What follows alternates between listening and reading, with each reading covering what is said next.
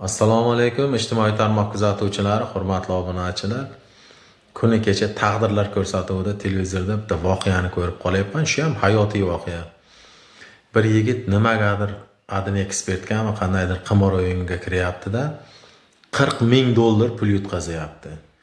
Endi sizlarga, obunachilarga bitta savol bilan yuzlanmoqchiman.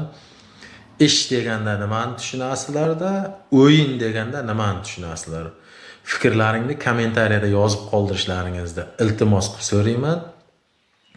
Mana shu bizda onlayn biznes ishimizda u qimor emas, u ish u.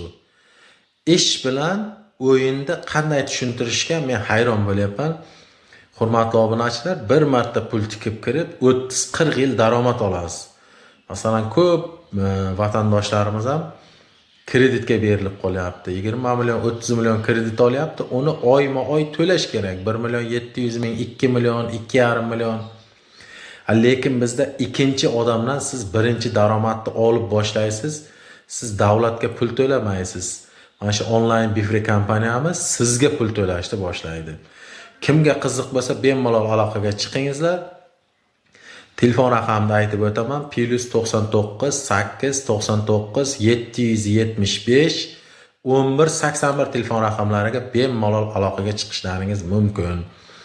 18 yoshdan 75 yoshgacha bo'lgan, siz qaysi davlatda yashashingizdan qat'iy nazar xohlasangiz qo'shilish huquqiga egasiz. Bizda hozircha shular. Xayr, salomat bo'linglar. Akmal Jumayev kanallarini muntazam kuzatib boramiz, obuna bo'lamiz, layklarni bosamiz. Sog' bo'linglar.